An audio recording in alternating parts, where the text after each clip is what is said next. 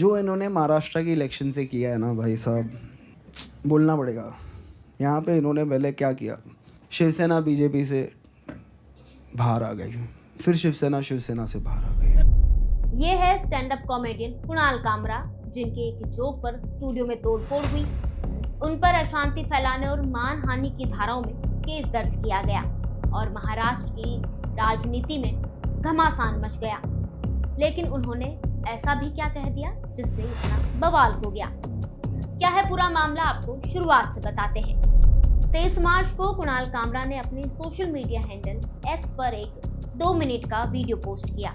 इसमें पहले तो कुणाल ने महाराष्ट्र की राजनीति पर जोक ट्रैक किया, फिर भोले से सूरत गाने को मॉडिफाई करते हुए कथित तौर पर डिप्टी सीएम एकनाथ शिंदे पर टिप्पणी की और उन्हें गद्दार बताया। जिस वीडियो से इतना बवाल हुआ उसमें कुणाल ने रिक्शा, गुवाहाटी में छुप जाए, गद्दार और दल बदलू जैसे शब्दों का यूज किया। कभी गुवाहाटी में छुप जाए, मेरी नजर से तुम देखो, गद्दार नजर वो आए, थाने की रिक्शा, चेहरे पे दाढ़ी, आंखों में चश्मा आए। इसके बाद 23 मार्च को ही कुणाल ने एक और वीडियो पोस्ट किया जिसका टाइटल दिया नया भारत एक कॉमेडी स्पेशल। वीडियो सामने आया तो एकनाथ शिंदे के समर्थक नाराज हो गए और द यूनिकॉन्टिनेंटल होटल और कॉमेडी क्लब में जमकर तोड़फोड़ की, क्योंकि यहीं पर यह वीडियो शूट हुआ था। इसके अलावा कुणाल कामरा के खिलाफ एफआईआर भी दर्ज की गई। इधर होटल में तोड़फोड़ करने के आरोप में शिवसेना नेता राहुल कनाल सहित 11 शिव सैनिकों को गिरफ्तार कर लिया गया। इस केस में 40 शिव सैनिकों पर एफआईआर दर्ज की गई।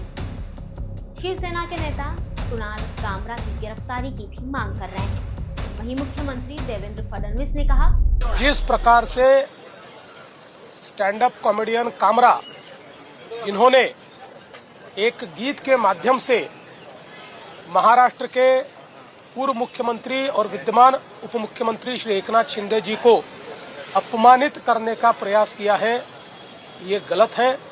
हम इसकी निंदा करते हैं। ऐसी चीजों को सहन नहीं किया जा सकता। कामरा को मालूम होना चाहिए कि 2024 के चुनाव में जनता ने निर्णय कर दिया है कौन गद्दार है कौन खुद्दार है, और स्वर्गीय शिवसेना प्रमुख हिंदू हृदय सम्राट बाला साहब ठाकरे जी की विरासत ये शिंदे जी के पास है। इस पर जनता की मोहर लगी है, तो कोई स्टैंड अप कॉमेडियन खड़ा रहकर इस प्रकार से उनको गद्दार नहीं कह सकता। जनता ने दिखा दिया, जिन्होंने गद्दारी की, जिन्होंने बाला साहब ठाकरे के विचारों से गद्दारी की, उनको घर भेजने का काम ये जनता ने किया हुआ है। और मैं ये मानता हूं कि कॉमेडी करने का भी अपना अधिकार है, व्यंग कसने का भी अधिकार है। हमारे ऊपर भी चाहे जितना व्यंग कसिए, इसमें कोई किसी को दर्द नहीं है। लेकिन अगर जानबूझकर अपमानित करने का और इस प्रकार से इतने बड़े नेताओं को बदनाम करने का काम अगर कोई करेगा तो मुझे ऐसा लगता है कि उसको सहन नहीं किया जाएगा। उस पर जो भी कानूनन कार्रवाई है वो कार्रवाई की जाएगी। दूसरी तरफ इस मामले को लेकर पूर्व मुख्यमंत्री उद्धव ठाकरे का भी बयान सामने आया है। उन्होंने कुणाल का साथ देते हुए कहा कि गद्दार को गद्दार कहना गलत नहीं है। कुणाल कामरा ने, मुझे नहीं लगता कुछ गलत कहा है। गद्दारों को गद्दार करना ये किसी पर हमला करने की बात नहीं है। जो गद्दार है वो गद्दार है। इस पूरे मामले को लेकर कुणाल कामरा ने प्रतिक्रिया देते हुए एक्स पर पोस्ट करते हुए लिखा, द ओनली वे फॉरवर्ड, यानी कि यही एकमात्र रास्ता है।